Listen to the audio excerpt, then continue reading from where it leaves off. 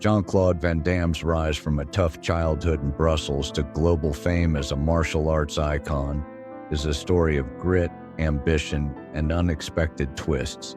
Born to a florist mother and an accountant father, he wasn't from a showbiz family. Instead, his early life was shaped by discipline and determination. At 10, Van Damme was enrolled in karate by his father, who thought he was too weak. This kick-started a lifelong obsession with martial arts, leading him to excel in karate, kickboxing, taekwondo, and Muay Thai. But Van Damme's journey wasn't just about physical strength. He also studied ballet for 5 years, believing it was a key element to his flexibility and precision, traits that later made him one of the most successful action stars of his generation. Van Damme's athletic prowess saw him dominate the martial arts world, earning black belts and national titles.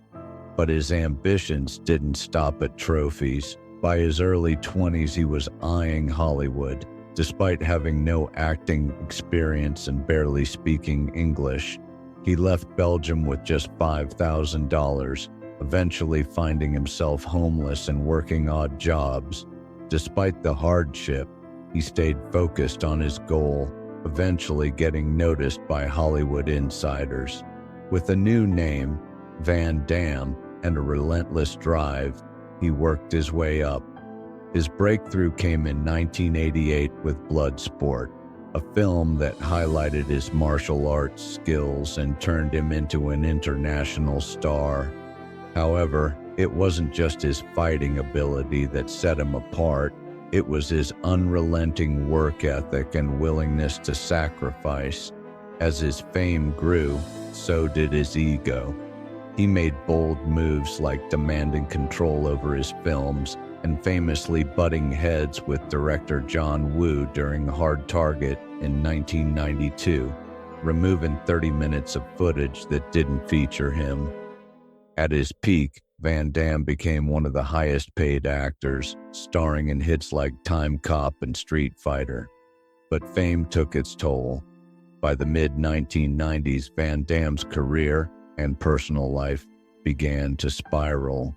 His addiction to cocaine, alcohol, and prescription drugs was well documented. On set, his behavior became erratic, especially during Street Fighter, where he repeatedly disappeared to binge on drugs. Despite attempts to control his addictions, including a brief rehab stint, his erratic behavior led to a series of scandals, including cheating on his wives and becoming entangled in publicized violent outbursts. By the 2000s, Van Damme's star had faded. He was now making low-budget action films, his career in limbo after several box office flops. But Van Damme wasn't done yet. He found a second wind in the 2000s, first with his critically acclaimed turn in JCVD 2008, where he played a fictionalized version of himself, struggling with personal and professional crises. Then, he made a spectacular return to the big screen with The Expendables 2, 2012, which reignited his career. His iconic Volvo commercial in 2013, where he performed a split between two moving trucks, cemented his place in pop culture. As he looks to the future, Van Damme is choosing peace. After decades of living life at full throttle, his retirement dream is simple: a small boat, open waters, and a slower pace of life with his family and his dog. From martial arts icon to Hollywood legend, his journey has been anything but ordinary.